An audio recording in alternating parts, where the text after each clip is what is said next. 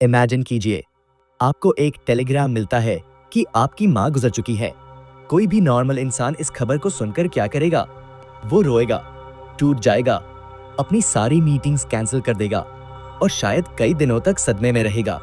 लेकिन 1942 में लिखी गई एल्बर्ट कैमस की मशहूर किताब द स्ट्रेंजर का मेन कैरेक्टर मर्सॉल ऐसा कुछ नहीं करता। वो टेलीग्राम पढ़ता है और बड़ी ही शांति से सोचता है, आज माँ की डेथ हो गई या शायद कल हुई थी, मुझे ठीक से पता नहीं। अगर ये कोई आम बॉलीवुड या हॉलीवुड की कहानी होती तो हीरो अपनी माँ की कब्र पर बैठकर रोता, पुरानी यादों में खो जाता। लेकिन कैमिस हमें कोई आम कहानी नहीं सुना रहे हैं। मर्सॉल्ट अपनी माँ के फ्यूनरल पर जाता है तो ना वो रोता है, ना ही उदास होने का नाटक करता है। वो कॉफिन के पास बैठकर कॉफी पीता है, सिगरेट जलाता है। उसे आसपास बैठे रोते हुए लोगों से ज्यादा कमरे की उमस और बाहर की तेज गर्मी परेशान कर रही है। और सबसे अजीब बात, फ्यूनरल के अगले ही दिन वो बीच पर तैरने जाता है, अपनी नई गर्लफ्रेंड मरी के साथ फिजिकल होता है और रात को एक कॉमेडी मूवी देखने चला जाता है, मानो कुछ हुआ ही ना हो। इस वीडियो में हम एल्बर्ट कैमस की इस मास्टरपीस को डिकोड करेंगे। हम समझेंगे कि कैसे ये किताब एब्सर्डिस्ट फिलॉसफी का गॉड टेक्स्ट है जो एक स्ट्रेंज मर्डर मिस्ट्री के पीछे छुपी है। आखिर क्यों सोसाइटी उस इंसान को सबसे बड़ा खतरा मानती है जो अपनी फीलिंग्स का दिखावा करने से इनकार कर देता है। चलिए शुरू करते हैं। मर्सॉल्ट को समझने के लिए हमें उसकी एवरीडे लाइफ को देखना होगा। वो एक डिटैच्ड इंसान है, उसे किसी चीज से कोई खास फर्क नहीं पड़ता। उसका बॉस उसे पेरिस में एक प्रमोशन और ट्रांसफर ऑफर करता है, एक ऐसा ऑफर जिसके लिए कोई भी एम्बिशियस इंसान खुश हो जाएगा। लेकिन मर्सॉल्ट बस कंधे उचका कर कहता है कि मुझे कोई इंटरेस्ट नहीं है, क्योंकि लाइफ कहीं भी जी जाए एक जैसी ही होती है। उसकी गर्लफ्रेंड मरी एक दिन उससे पूछती है कि क्या वो उससे प्यार करता है। मर्सॉल्ट बड़ी आसानी से और बिना किसी इमोशन के जवाब देता है, शायद नहीं, लेकिन अगर तुम चाहो तो हम शादी कर सकते हैं, इससे कोई फर्क नहीं पड़ता। सुनने में ये बहुत अजीब, कोल्ड और रूड लगता है ना? लेकिन कैमिस यहाँ एक बहुत गहरा पॉइंट बना रहे हैं। मर्सॉल्ट कोई साइकोपैथ या बुरा इंसान नहीं है, वो बस झूठ नहीं बोलता। सोसाइटी हम सबसे एक्सपेक्ट करती है कि हम एक सोशल स्क्रिप्ट को फॉलो करें। जब कोई मर जाए तो आपको रोना ही चाहिए।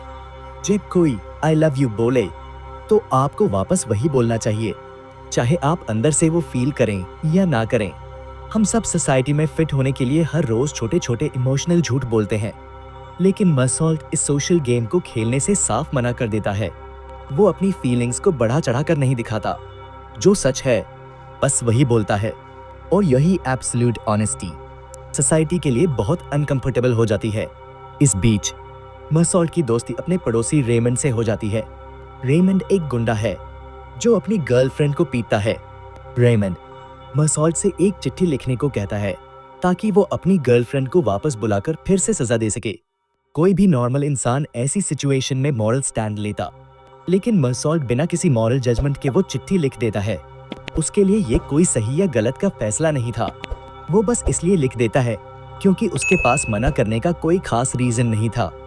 और यही उदासीनता, यही एब्सोल्यूट इंडिफरेंस उसे उस संडे दोपहर की तरफ ले जाती है जो उसकी पूरी लाइफ बदल कर रख देगा।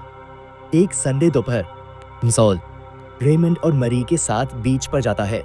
वहाँ रेमंड की दुश्मनी कुछ अरब लड़कों से हो जाती है, जिनमें से एक रेमंड की एक्स गर्लफ्रेंड का भाई है।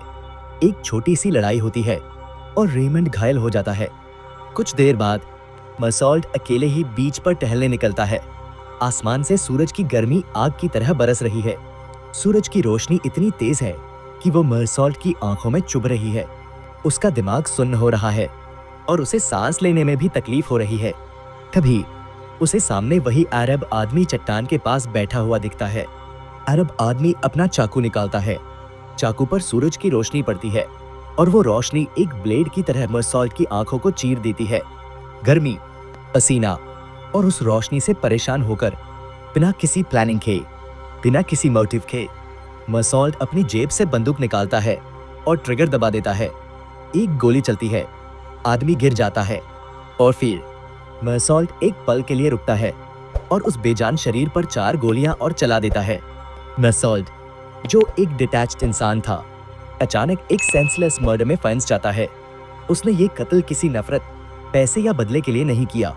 जब कोर्ट में उससे पूछा गया कि उसने ऐसा क्यों किया, तो उसका जवाब था बिकॉज ऑफ द सन, सूरज की वजह से।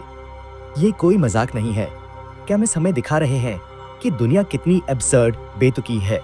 कभी कभी बहुत बड़े और भयानक एक्शंस के पीछे कोई गहरा लॉजिकल रीजन नहीं होता। बस एक पल की उलझन, एक रैंडम सिचुएशन और एक इंसान की पूरी जिंदगी तबाह हो जाती है। अब मर्सॉल्ट को गिरफ्तार कर लिया जाता है। वो एक एब्सर्ड लीगल सिस्टम का सामना करता है। कोर्टरूम का सीन इस पूरी किताब का सबसे ब्रिलियंट और टेरिफाइंग हिस्सा है। अगर आप ध्यान दें तो कोर्ट में मर्सॉल्ट का ट्रायल उस अरब आदमी के मर्डर के लिए नहीं हो रहा है। प्रोसिक्यूटर, वकील उस मर्डर वेपन या क्राइम सीन के बारे में बात ही नहीं करता। इसके बजाय प्रोसिक्यूटर जोरी को बताता है कि मर्सॉल्ट अपनी माँ के फ्यूनरल पर रोया नहीं था। वो अगले दिन कॉमेडी मूवी देखने गया था। वो कॉफी पी रहा था। प्रोसिक्यूटर चीखते हुए जोरी से कहता है कि ये इंसान अंदर से खाली है, इसके पास कोई आत्मा नहीं है। जो इंसान अपनी माँ के मरने पर आंसू नहीं बहाता, वो इंसानियत के लिए एक खतरा है। समझ रहे हैं आप? मर्सॉल्ट को सजा इसलिए नहीं मिल रही क्योंकि उसने एक इंसान की जान ली है। उसे सजा इसलिए मिल रही है क्योंकि वो सोसाइटी के रूल्स के हिसाब से रोने का नाटक नहीं कर पाया।